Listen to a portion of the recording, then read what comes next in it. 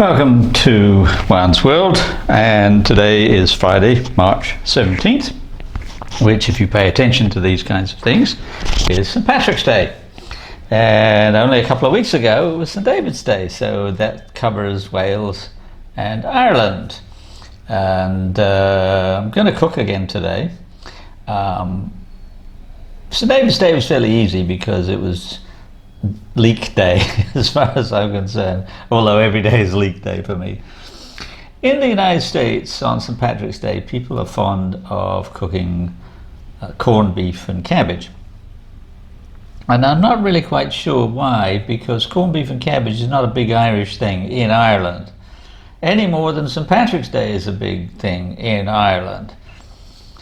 The thing is that when the potato famine happened in the late 1840s and people were starving in Ireland, those who could afford it sent one of their family members off to the United States in the hope that that family member would make money and send it back to the family in Ireland, maybe bring more across or whatever. But anyway, there was a big flood of Irish immigrants into the United States, particularly into New York and Chicago in the 1840s and later. And they were pretty much despised. Nowadays, the Irish Americans are considered to be really American because they're white, and people don't like Pakistani Americans or Mexican Americans or whatever because they're not so white. But back in the 1840s and 50s, the Irish were despised because they were Catholics. And WASPs, white Anglo-Saxon Protestants, were the top of the heap. So out of pride, they developed St. Patrick's Day parades. And they were very popular in urban areas, particularly New York, and they still are. Whereas the Irish don't need to emphasize the fact that they're Irish.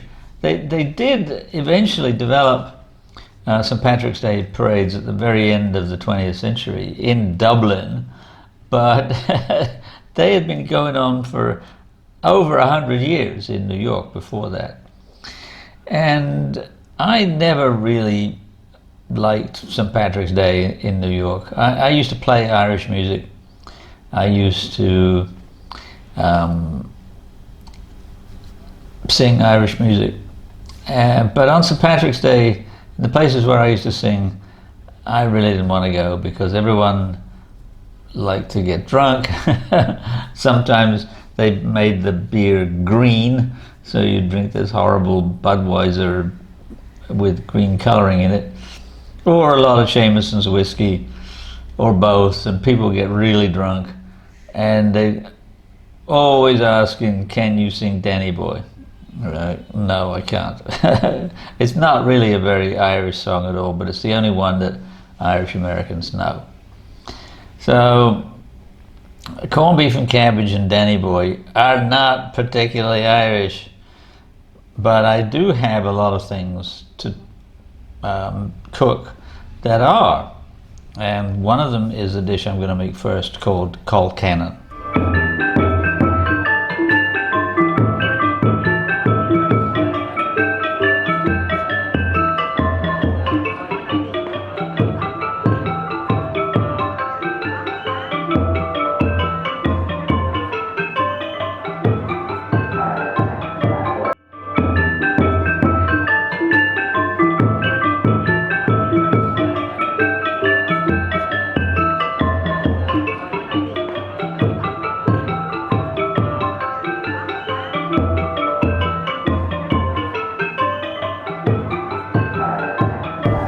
Now, colcannon is somewhat like an English dish called bubble and squeak, except that the proportions of the ingredients are very different.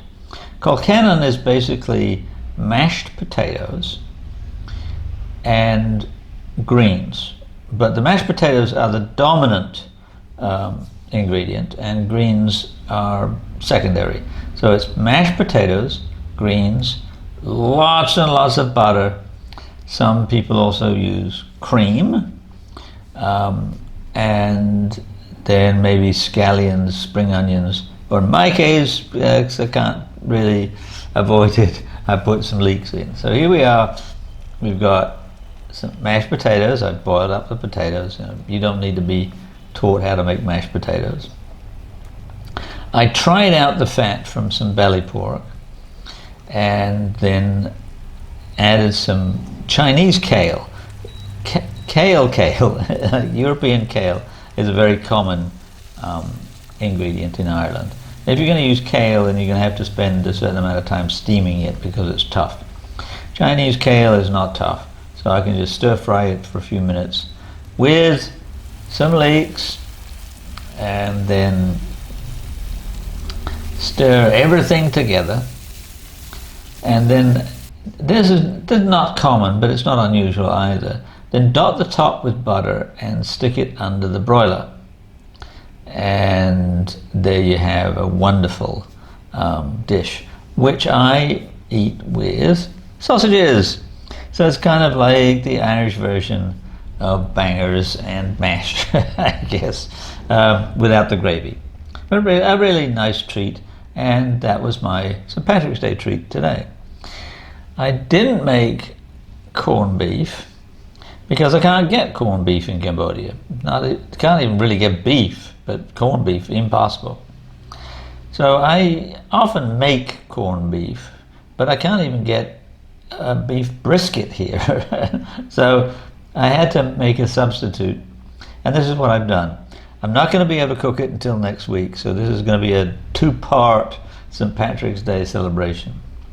First thing you have to do when making corned beef is to make a brine. So here I have a pot with some water that's simmering. I'm going to add a lot of salt. I mean, this is maybe a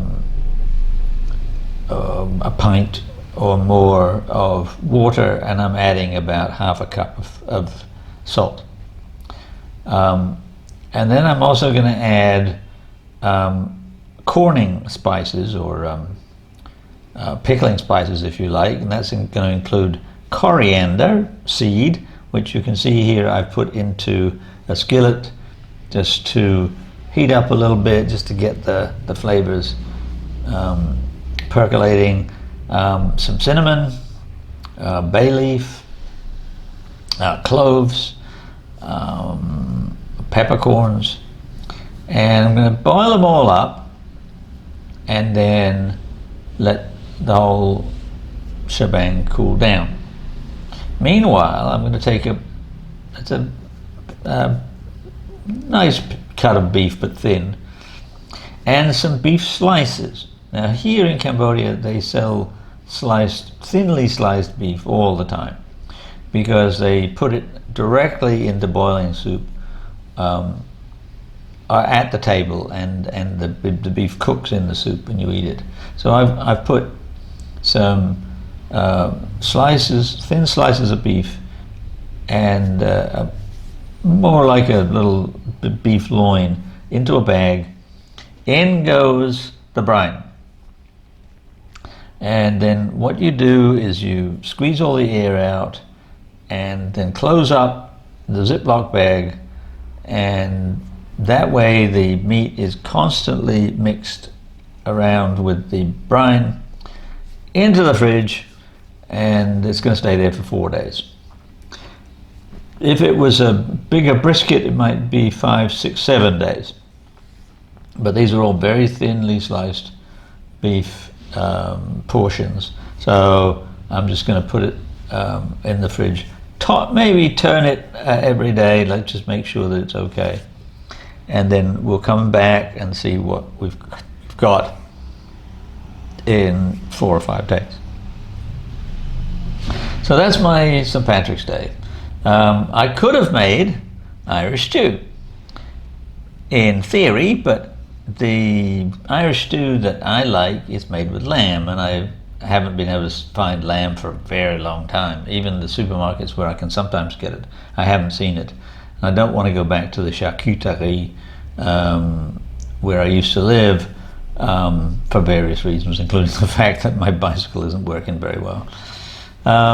So Irish stew is cubed up lamb, browned, with onions, carrots, maybe parsnips or turnips, root vegetables in general, simmered for a very, very, very long time, and reduced, and then at the very last minute add some suet dumplings. Well, I'll do that at some point, but not today. For today, what I'm going to ask you to do is to tell your friends to please like, to please subscribe, and I'll come back next week with my corned beef and we'll make a couple of dishes that way. Have a good weekend.